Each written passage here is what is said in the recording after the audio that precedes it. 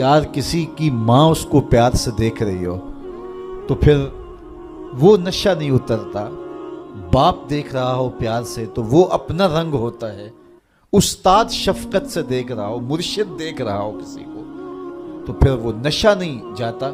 तो क्या तसव्वुर में बंदा डूब जाए कि मेरा रब मुझे देख रहा है। तो जब रब शफकत से मोहब्बत से बंदे को देख रहा है तो फिर उसकी नमाज में क्यों लज्जत पैदा नहीं होगी, क्यों सरूर पैदा नहीं होगा, क्यों कैफियत का जहां आबाद नहीं होगा। तो फरमाया कि वो फिर खुशू करते हैं, गिड़गड़ाते हैं, रोते हैं, इज्ज़ो इनकिसारी करते हैं। उनकी नमाजें फिर किस इन्हिमाक के साथ, किस मोहब्बत के साथ, किस प्यार के साथ अदा होती है, उनके सजदों की कैफियत क्या होती है। एक रिवायत में आता है बंदे को पता चल जाए सजदे में जो उस पर रहमतें उतरती हैं तो वो सजदे से सर ही ना उठाए, इतनी रहमतें उसके ऊपर नाजिल हो रही होती।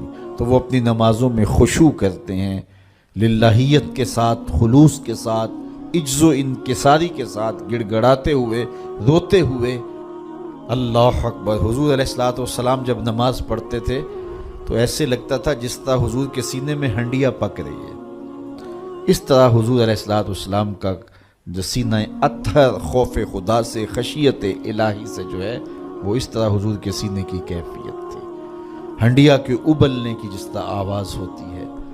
अल्लाह अकबर। वल्लज़ीना हुम अनिल लग़्व मुरिदून। और उन खुश नसीब लोगों की कहानी यह है कि बेहुदा बात की तरफ इल्तिफात नहीं करते, उनकी ज़िंदगी मकसदियत के नूर से माला माल होती है। ये बात की, उधर की उड़ा दी, चाय वाले खोखे पे बैठे 3 घंटे गुजार दिए, हमाम पे बैठे 2 घंटे गुजार दिए, फजूलियात पे बहस करते रहे। उनकी ज़िंदगी इतनी फजूल होती है कि वो बेहुदा कामों पे वक्त लगा दें। वक्त तो सबसे कीमती असासा है, कीमती असासा, सबसे कीमती कमाई।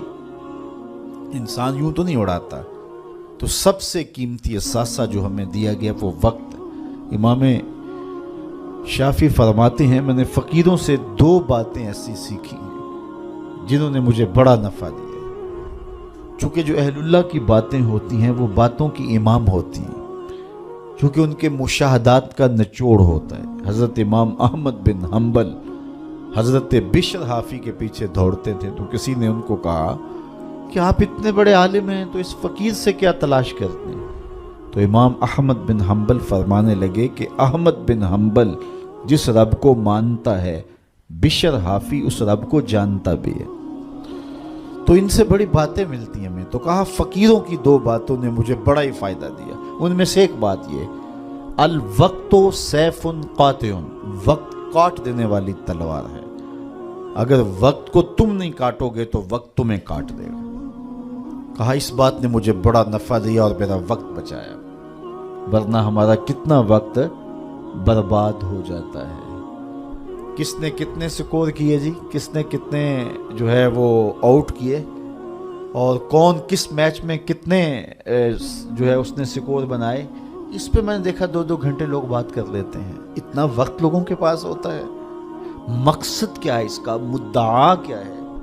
टेलीविज़न पे टॉक शोज चल रहे होते हैं ऐसे मौज़ूआत पे, तो हैरत होती है कि इतना कीमती वक्त और हम बहसियत कौम खड़े कहाँ हैं इस वक्त दुनिया में, और हमारे पास इतना ज़ायद वक्त है कि हम किन उमूर पे बहस कर रहे हैं। कोई बंदा बाहर से आया ना तो उसने देखा कि फाटक बंद है और लोग साइकिल सर पे उठा के, और मोटरसाइकिल भी जो है वो किसी तरह से घसीट के जो है वो रेलवे लाइन अबूर कर रहे हैं। तो वो बड़ा मुतासिर हुआ कि इतनी जिम्मेदार कौम है कि जो गाड़ी के आने का इंतज़ार भी नहीं करती और इनको अपने मकसद पर जाने के लिए, काम पर जाने के लिए इस कदर इनको जल्दी है कि ये साइकिल भी सड़क पे उठा के सड़क अबूर कर रहे हैं। तो खैर जब फाटक खुला तो वो गया तो देखा आगे बंदरिया का तमाशा लगा था, 600 आदमी वहाँ खड़ा था। उसने कहा अच्छा इसकी जल्दी थी सबको। तो हमारा तो कितना वक्त बंदरिया के तमाशे को देखते हुए गुजर जाता है, जब हम बहसियत कौम दुनिया में کہاں کھڑے ہیں، تو ہمیں تو اپنے ایک ایک لمحے کی قدر کرنی چاہیے۔ کاروباری لوگوں کو بھی آگے بڑھنا چاہیے، علماء کو بھی اپنے وقت کی قدر کرنی چاہیے، عوام کو بھی کرنی چاہیے۔ ہمارے علماء کا بھی حال ایسے ہی ہے، ایسے موضوعات پہ گفتگو کرتے ہیں جو نہ قوم کی ضرورت ہوتی ہے اور نہ ان کی ضرورت ہوتی ہے، لیکن بس وقت ہے کہ ان کے پاس اتنا ہے کہ 3 گھنٹے ایسے موضوعات پہ بات کر جاتے ہیں کہ جس کی قوم کو کس طرح سے ضرورت بھی نہیں ہوتی ہے۔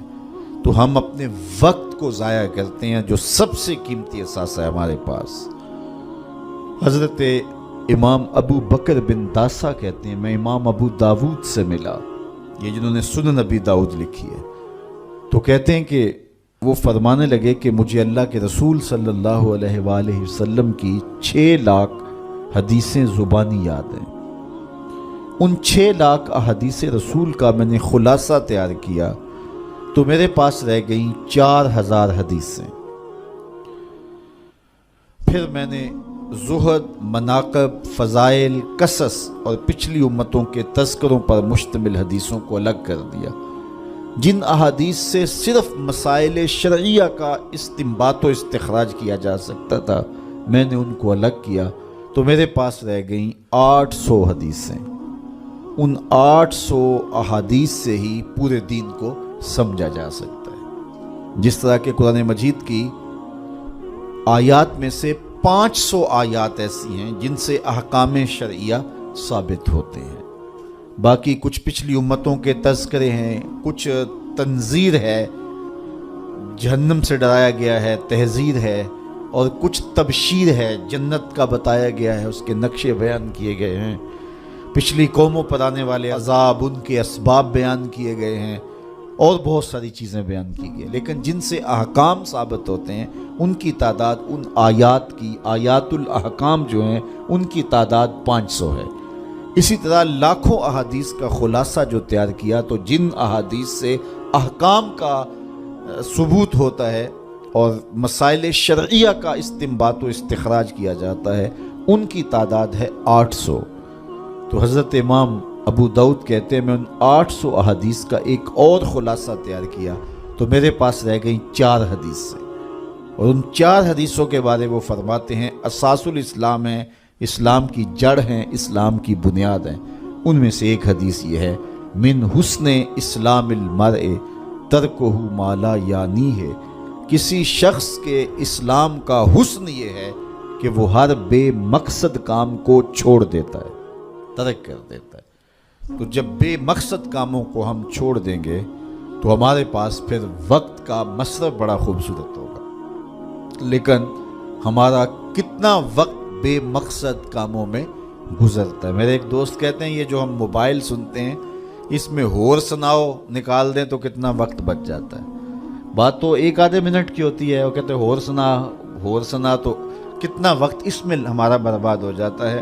تو ہم اپنے وقت کی قدر کریں، ایک ایک لمحے کی قدر کریں۔ جو قومیں اپنے وقت کو بچاتی ہیں، وقت کی قدر کرتی ہیں، وہی سرخرو اور سربلند ہوتی ہیں۔ پھر لغو کاموں سے اپنے آپ کو بچایا جائے۔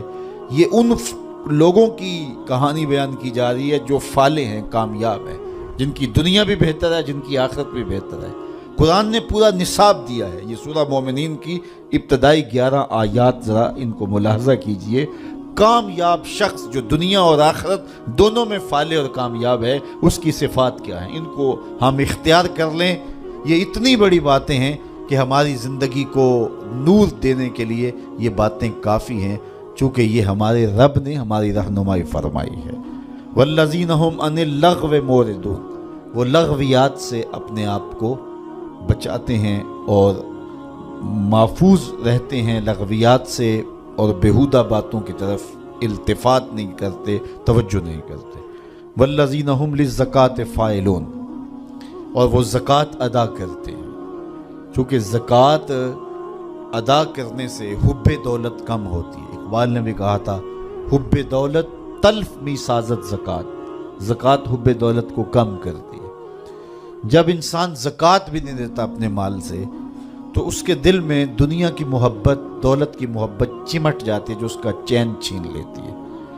اور اگر زکوٰۃ دیتا ہے تو پھر حب دولت کم ہوتی ہے، اور اگر وہ راہ خدا میں مزید صدقات دیتا ہے، خیرات کرتا ہے، تو پھر دولت کی آزمائشوں سے اور دولت کے ساتھ جو فتنے آتے ہیں ان سے وہ بچ جاتا ہے۔ دولت جب آتی ہے تو اپنے ساتھ بہت سارے فتنے لے کر آتی ہے، تو وہ فتنوں سے بچنے کے لیے صدقات کثرت کے ساتھ دیے جائیں، دولت راہ خدا میں خرچ کی جائے، تو پھر فتنوں سے بھی بچے گا اور وہ گناہوں کا کفارہ بھی بنے گی۔ تو وہ زکوٰۃ دیتے ہیں، اور یہ بات ذہن میں رکھیں، زکوٰۃ دینے سے یا صدقہ دینے سے دولت کم نہیں ہوتی۔ میرے حضور نے ارشاد فرمایا، قسم کر کے ارشاد فرمایا، حضرت ابو کبشہ الانماری رضی اللہ تعالی عنہ سے مروی ہے، حضور نے 7 چیزیں ارشاد فرمائیں، جن میں 4 چیزیں حضور فرمایا بغیر قسم کے بیان کرتا ہوں، اور 3 چیزیں میرے حضور نے فرمایا میں قسم کر کے بیان کرتا ہوں۔ اللہ اکبر! جب حضور رب کی قسم کریں تو پھر کتنی بڑی بات ہوگی۔ تو فرمایا میں اللہ کی قسم اٹھا کے کہتا ہوں، ان میں سے ایک بات فرمایا، ما نقص مال عبد من صدقہ،